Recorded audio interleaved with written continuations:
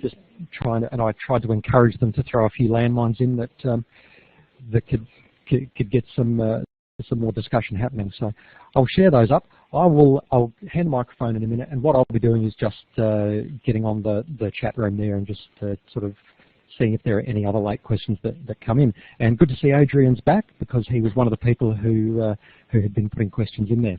So, and I'll try and make sure that anything that comes up there that you need to know about, then you do know about, so you don't have to keep spinning around. So I'll hand over now.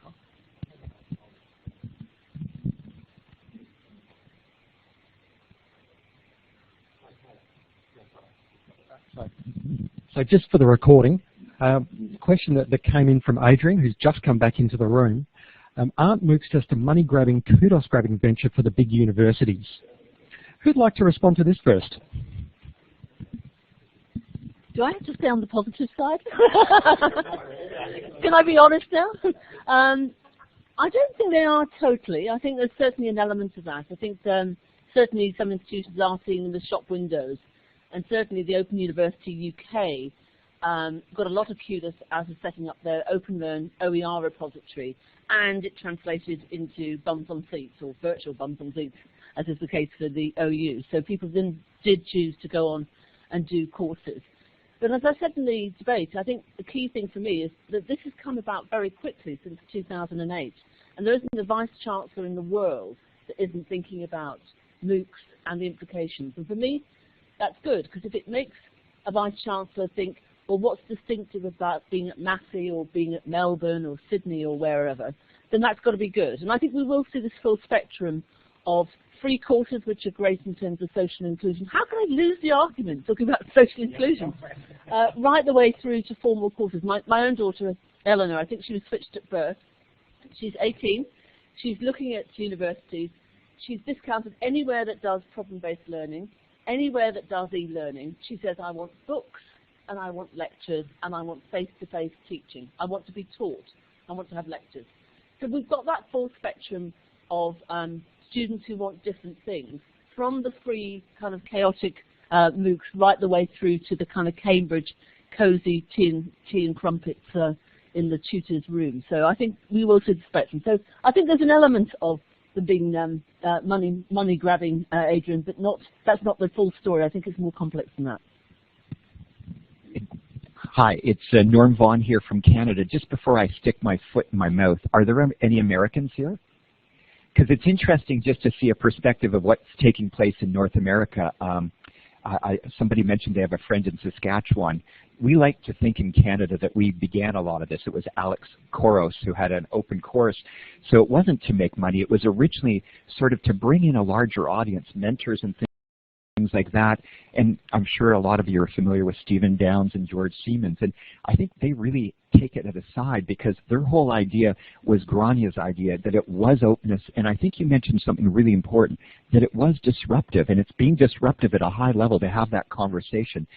So now that we can go on the negative side, it is unfortunate from my perspective. Just I have an opportunity now and then to go to the United States, and when you hear the conversations, especially with a lot of senior administration, it's really, it's some ways depressing. You may have heard of a story. It was in the New York Times. It's a really wonderful woman who's the president of the University of Virginia, and I'm sure it's the same in Australia, South Africa, New Zealand. The financial constraints, the senior administration is under an incredible amount of pressure, and we've got what are called board of regents or board of governors. And she refused. She said, let's think about this before we jump into MOOCs. And her board of governors fired her. And there was a huge uprising among the students, the alumni, and the faculty, and she was reinstated 2 days later. So my only caution is, again, and I give her credit, it's what Mark said, FOMO, fear of missing out, that I think it's wonderful we enter in the conversation, but for some of these institutions to think through the implications before they jump in. So thanks, Adrian, for your question. It's Mark Brown here from Massey University. I'm going to deal with the second part of the question, so the kudos-grabbing venture rather than making money, because I'm still struggling to see where the income stream is coming from, but I'm sure that people have planned that in advance. The kudos part, I do think that the celebrity universities, if you like, are certainly using MOOCs as a means of just reinforcing the brand that they have, the global international brand. On the one hand, you could say in some respects this was one of the statements when MIT first placed everything online, was they were thumbing their nose up at online education, basically saying that a real education exists when you come to campus. Now this is a little bit more than thumbing your noses up at online learning. I think it's actually, if there's one thing we can take from it, online learning now is quite serious. It's being given respectability by the leading universities in the world. Having said that, I still think that their commitment to some of the rhetoric, that is social inclusion, addressing some of the deeper issues facing humanity, is not quite as deep as it might appear. And I've somewhat flippantly drawn an analogy with Manchester United and the Harvards or the Stanfords. Actually, the Stanford was where I first used this. From a branding perspective, the global universities, the truly elite brands, depend upon the top talent. And that top talent now has to come from anywhere around the world. And we saw an example of this in our keynote presentation at the conference this morning, the kind of talent that exists on the edges. So just like Manchester United is trying to be the world's best football or soccer club, depends on the top talent. It's a world brand, and in some respects, where I kind of extend this analogy is not only is it that they are wanting young football players or young scholars to aspire to being at Stanford or Harvard, but just with Manchester United, they're also now offering badges. So if you can't get in, you can kind of have this relationship with them and then not hold them in awe, just in a similar way that people who are fans of Manchester are able to wear the badge, the cap, the shirt, and the like. Might be a bit of a stretch, but I do think that there's a lot, simply as the second part of the question says, about branding. I do know, though, in defence, on the other hand, that, and I had the opportunity to talk with the head of Stanford marketing only a few months ago, 10% of what they're doing is about discovery. They actually don't know where this is going, and that's absolutely the role of universities. Great answers. Thank you very much. And we've had a few more people jump in online, so that's great to see as well. For the folks online, I've got a few questions here, but if there are questions you would like to ask, then please do line them up for later on, and we will do our best to get to them. Second question has come from an audience member called Marianna. Now, that was all the info, so I'm not sure where she came from, but how do university academics really feel about developing content that's dispersed to thousands? What happens to the integrity of their content and their IP? Who'd like this one first? I think a lot of academics are very scared about this, and we've seen a shift in the old days. As an academic, if you just talked in a room, your content is yours. Nobody can capture it, as it were. The minute you put content online, it's there. It's kind of, there's something attached to it. And many institutions, including my own, have a copyright of the content. So I don't own the content that I put up as an academic, my institution does. And a lot of academics are very scared about that. I think, and it touches upon something that Dale talked about this morning, I think what we're seeing is a disaggregation of education into a number of components. So disaggregation into content, and some students will still choose to pay for content because they'll feel it's kind of academically validated in some way. Learning pathways, and although Maggie is right to say that there's very high dropout rate in these MOOCs, some of them are more structured and provide some kind of structured guidance. So some learners will choose to have that academically validated, pedagogically effective learning pathway. Accreditation, of course, is something else that many students will want to pay for, and we're seeing things like the OEI University coming out of New Zealand, and then support or being part of the peer community. So I think it's much more complex. Education is much more than just content, and I think one of the things that MOOCs are making us do is challenge that and say, well, what does a university education mean? What does it consist of? What are students paying for? Great, and just to build on Granya's response, obviously I think for some issues or some staff, academics, faculty members, there's real issues around this. But again, back to Mark's point, there is the branding as well. Just talking to some of the academics who's got involved with this, it's very similar. It's incredible because they develop a global profile, almost a global sort of following. And when you look at Coursera, the first fella who started Coursera ended up leaving Stanford, and that's sort of what he does. So I think, again, it can go both ways, but I think Ron, you really made a good point, and same with Dale, that it's more than just transmitting information. And I think that's what's exciting with MOOCs. Again, you mentioned it's discovery. We haven't quite figured that, but you see it really starting to push in terms of, I know Dale or somebody mentioned the issue of peer mentoring, but bringing in real mentors, people from different areas, maybe accreditation boards, nursing, being able to give the meaningful feedback. So again, like anything, the devil is in the detail. It's not that obvious.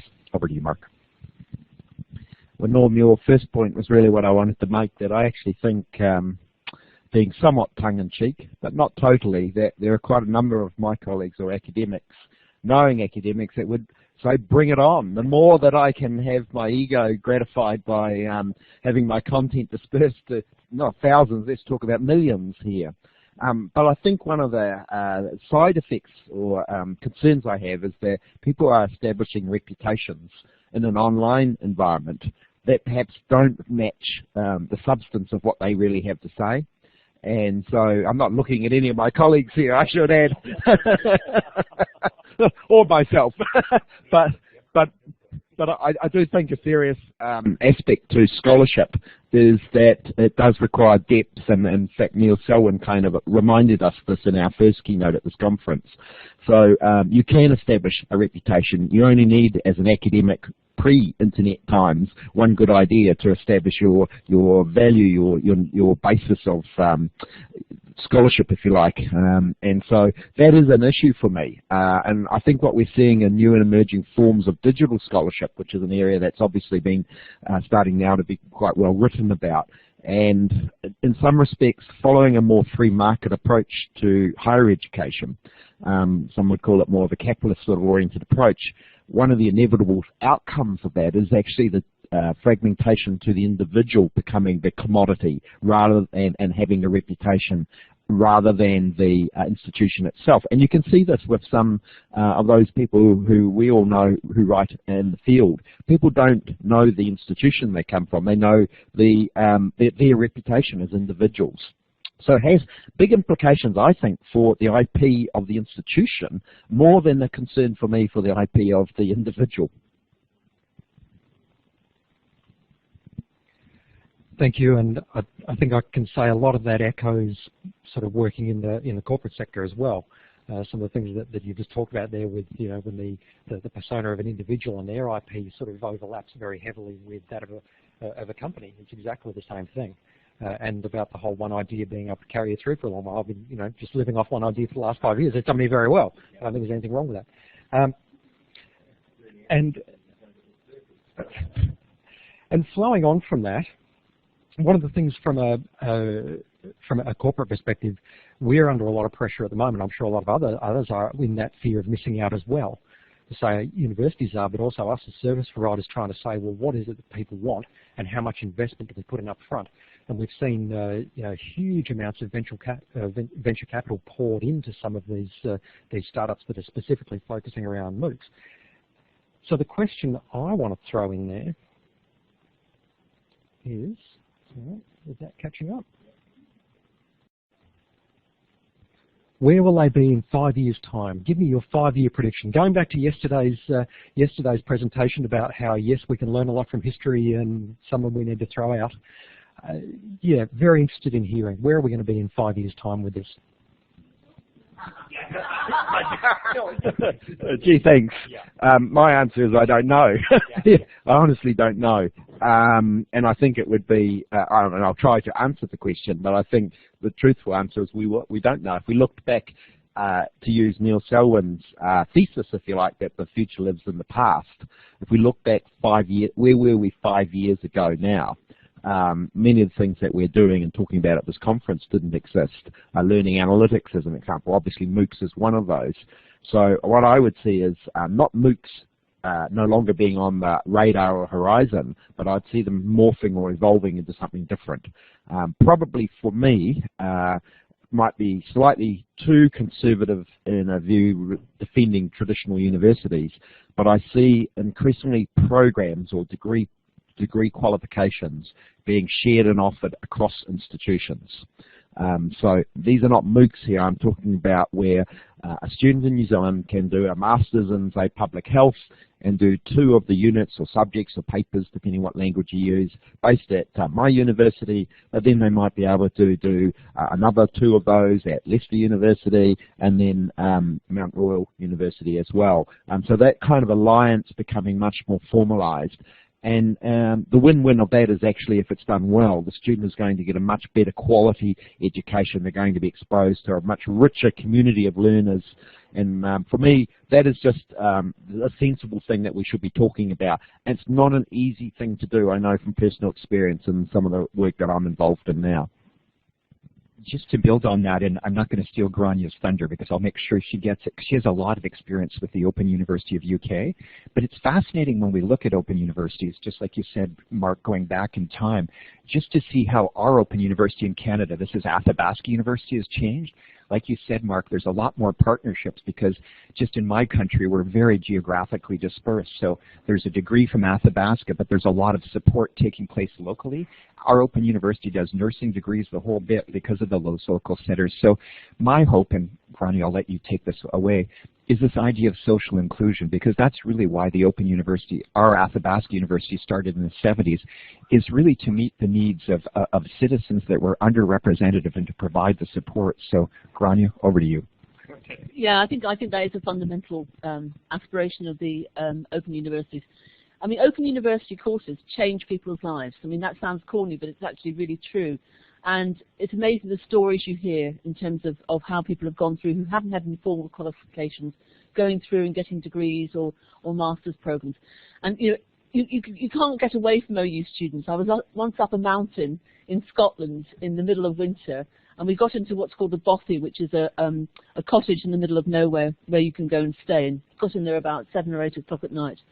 And there was a guy there, and you know, we were trying to get away from the OU. And we sat down and we said, what do you do? And he said, I'm a tutor for the OU on H8000 or whatever the course was. So you know, people really, it really is amazing. So that social inclusion for me is a really important point.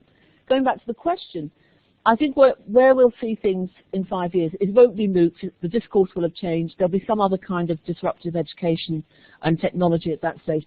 But we'll see a spectrum, and it will be about institutions positioning themselves from the full range of kind of free offerings through to formal face-to-face campuses, through to the kind of shared services that Mark was talking about. And I think that's all for the good.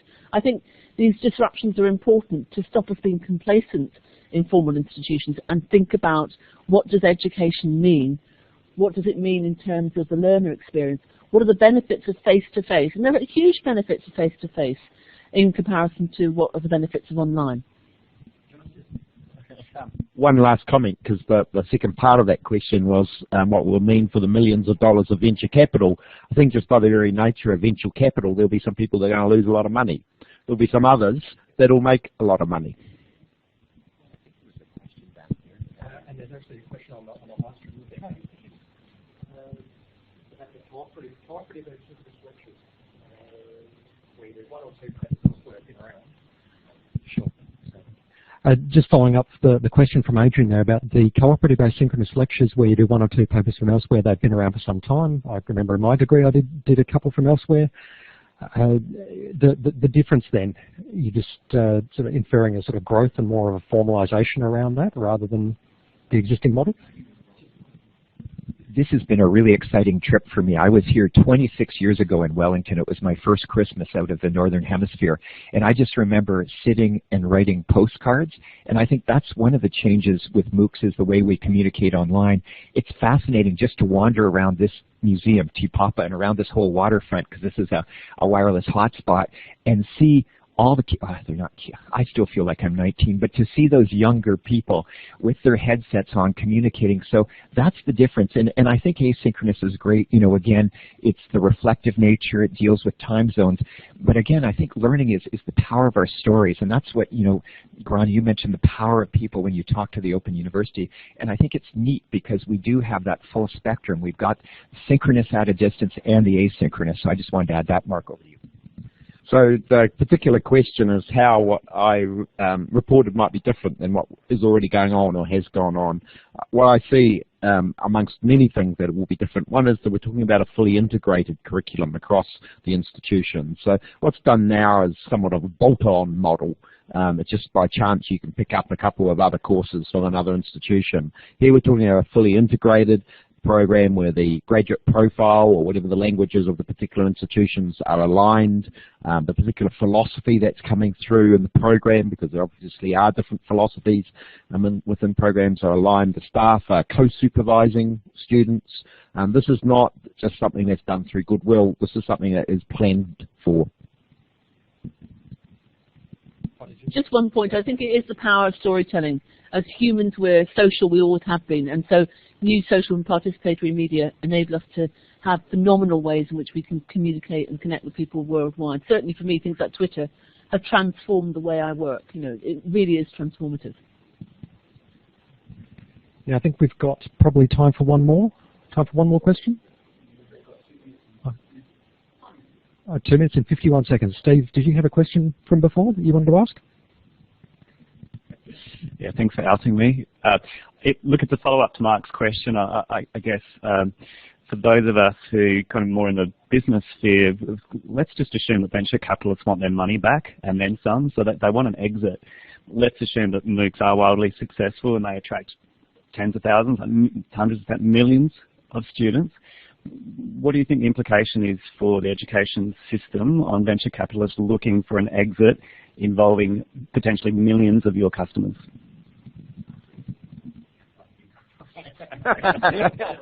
I'm just going first because I have to shoot off in a minute for a presentation. Again, it's kind of a cop-out, but I don't really know. The only thing I'd like to think is maybe I could be paid per student, you know, so we get new business models around how we reward or incentivize our academics. I think the point about an exit model is really, really important, because if you take history, if you believe that thesis, then some corporates are going to have to gracefully come out without losing their reputations, or enter into much more deeper forms of strategic partnerships with institutions.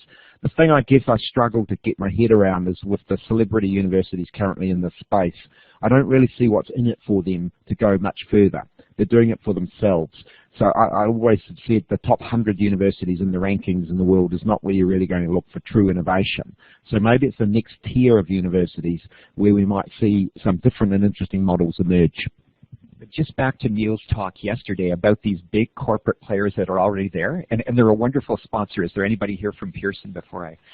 But it's just amazing because you've got Pearson, but they've branded themselves underneath. In the United States, there's a real big movement in terms of K-12 online schooling, and they really have become the content providers.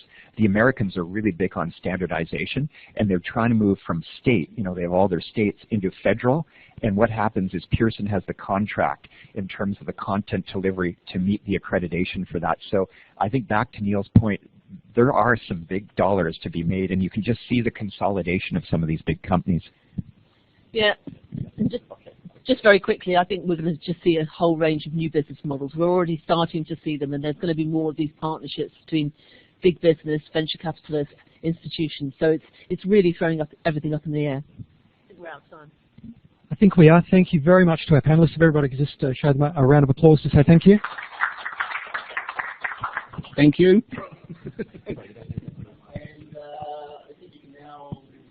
Okay, and thank you to all of our remote participants. We're just wrapping up the session in here.